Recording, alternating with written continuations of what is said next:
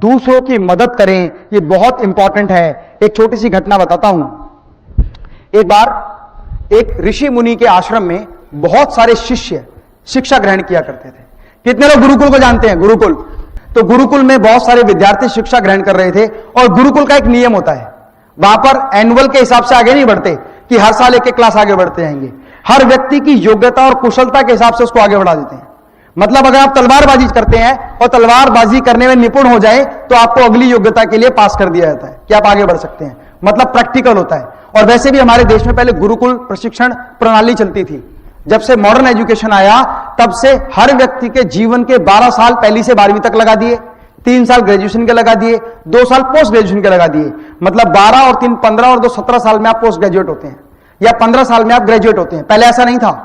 जिस व्यक्ति की जैसी काबिलियत है, आज बहुत सारे बच्चे इंटेलिजेंट हैं, वो 6 महीने में कोर्स करके आगे बढ़ सकते हैं, नेक्स्ट क्लास के लायक हैं।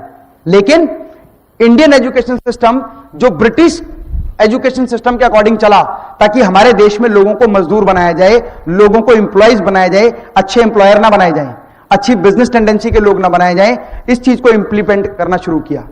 ठीक उस तरह से एक गुरुकुल में बहुत सारे शिष्य पढ़ते थे और उन शिष्यों ने बहुत अच्छे से अपनी शिक्षा को ग्रहण किया। और शिक्षा ग्रहण करने के बाद गुरु ने कहा कि आप सबकी शिक्षा पूरी हो गई, लेकिन मुझे ऐसा लगता है कि इस पूरे क्लास में से कोई ना कोई एक ऐसा होगा सबसे ज्यादा महारथी होगा। तो एक काम करते हैं, एक टेस्ट लेते हैं और उस टेस्ट में आपको अलग अलग तरह के पड़ाव पार करने होंगे। एक बहुत बड़ा मैदान है, उस मैदान में डिफरेंट पड़ाव बने हुए हैं और आपको एक एक करके सारे पड़ाव पार करने हैं। और उस पड़ाव में एक पड़ाव आएगा जहां पर बहुत सारा मिट्टी होगा, कीचड़ होगा, एक तरह से उसको पार करना है। फिर एक जगह खेत होंगे, उसको पार करना है। फिर एक जगह पहाड़ी होगी, उसको पार करना है। एक जगह पथरीली भूमि होगी, उसको पार करना है। कहीं रेतीली भूमि होगी, उसको पार करना है। फिर एक सुरंग होगी, उसको पार करना है। और जो सुरंग पार करके सबसे पहले यहां पर आएगा, उस व्यक्ति को सर्वश्रेष्ठ व्यक्ति घोषित कर दिया जाएगा। ऐसा होता है ना, जिसके हाईएस्ट मार्क्स होते हैं वही फर्स्ट आता है। यस और नो? तो जो व्यक्ति सर्वश्रेष्ठ मार्क्स लेकर आएगा, सबसे पहले आएगा, उसको विजय घोषित किया जाएगा। और गुरुजी ने 1 2 3, और जैसे गुरुजी ने कहा 3, सारे बच्चे भागना शुरू हो गए। भागते गए सारे पड़ाव पार करते हुए, कोई आसानी से, कोई मुश्किल से, कोई परेशानी से, कोई थक के, कोई चूर होके, कोई परेशान होके, और बाद में सारे बच्चे आके एक स्थान पर गुफा से निकलकर खड़े हो गए। अब गुरुजी ने कहा कि अब वो समय आ गया जिस व्यक्ति ने सबसे अच्छा प्रदर्शन किया है। हर एक व्यक्ति अपना अनुभव बताएं, कहां कहां पर उनको आसानी हुई, कहां कहां मुश्किल हुई। तो एक विद्यार्थी बोला कि गुरुजी मुझे तो बड़ी आसानी हुई, रेते पर चलने में बड़ा मजा आया। किसी ने कहा मुझे खेत में चलने में मजा आया। किसी ने कहा मुझे पहाड़ी पर चढ़ने में मजा आया। किसी ने कहा पहाड़ी से उतरने में मजा आया। किसी ने कहा तैरने में मजा आया। किसी ने कहा रास्ते में पेड़ों पर चढ़ने में मजा आया, मैंने फल खाए।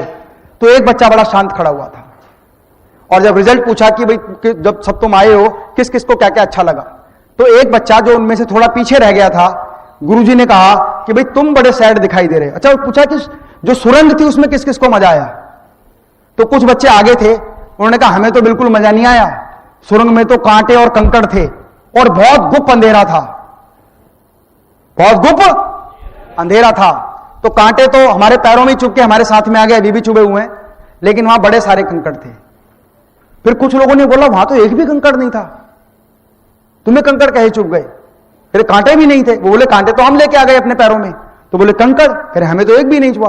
फिर एक बच्चा हाथ खड़ा करता है, गुरुजी मैं एक बात कहना चाहता हूं, वैसे तो मैं प्रथम आ सकता था, लेकिन मैं सारे दोस्तों को देखता रहा, वो भी दौड़ रहे थे, मैं भी दौड़ रहा था। दौड़ते दौड़ते मैं उन सबसे आगे निकल गया और आगे निकला तो देखा मुझसे भी आगे कुछ और विद्यार्थी हैं, वो सुरंग में घुस गए।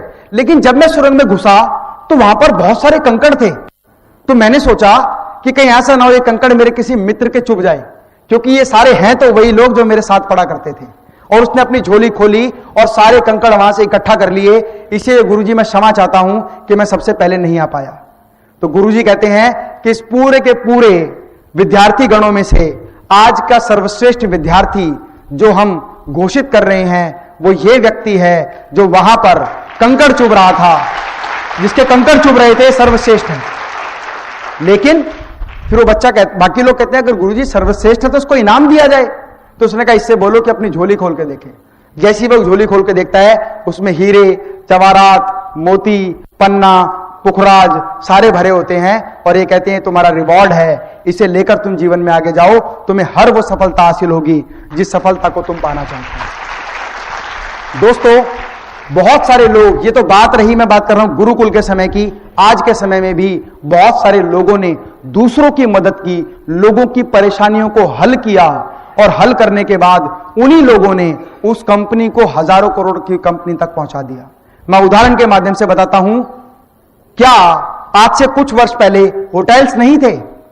होटल्स थे, यस और नो? रूम्स थे, यस और नो? होटल भी थे, रूम भी थे, लेने वाले भी थे, देने वाले भी थे, प्राइस भी था, उनकी वेबसाइट भी थी। लेकिन एक व्यक्ति ने बेड़ा उठाया कि मैं सभी होटल्स को एक जगह लाके इकट्ठा कर दूंगा और कॉम्पिटिटिव रेट लाऊंगा ताकि कंज्यूमर को फायदा हो। जब आप होटल बुक करते हैं तो होटल में कैटेगरी के साथ प्राइस भी कंपेयर करते हैं, और जब price compare, quality compare, services compare करते हैं, जो सबसे बेस्ट लगता है उसे आप बुक करते हैं और सिंगल क्लिक में बुक होता है। जैसे ही बुक होता है तो आपने लोगों की एक बहुत बड़ी समस्या को हल कर दिया। जो 5 स्टार होटल्स एक कॉम्पिटिटिव प्राइस नहीं, एक हाई क्वालिटी प्राइस देते थे, उनके प्राइसेस भी नीचे आ गए और उस जनता ने उस व्यक्ति को उठाकर हिंदुस्तान की सबसे बड़ी कंपनी नहीं, पूरे विश्व की सबसे बड़ी कंपनी बना दी। और वो कंपनी है, वो कंपनी है, देखिए मैंने उदाहरण में नाम तो नहीं बताया ना, आप लोगों ने बताया।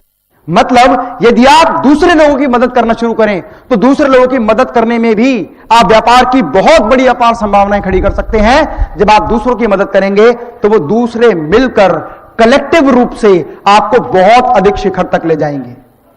ये बात केवल होटल रूम पर लागू नहीं होती, टैक्सी पहले भी थी और टैक्सी के रेट मनमाने थे। टैक्सी को किसी समय कहा था taxi is a luxury, taxi is a luxury. आज नहीं, आज बोल इसलिए क्योंकि लग्जरी तो है ही नहीं। अभी बुक करो ओला आ जाएगी, और बुक करो ओला की सेडान कार आ जाएगी, प्रीमियम कार आ जाएगी, छोटी कार आ जाएगी, और बहुत ज्यादा करो तो शेयरिंग आ जाएगी, मतलब बस के टिकट से भी सस्ती। तो किसी व्यक्ति ने दूसरों की मदद करने का एक बीड़ा उठाया कि क्यों ना मैं दूसरे लोगों की मदद करूं, ऐसी सर्विस लेके आऊं कि आज की लग्जरी कल की नेसेसिटी बन जाए, आज की लग्जरी कल की। और जो लोग इस सिद्धांत पर काम करते हैं वो लोग नए बिजनेस के आयाम क्रिएट करते हैं।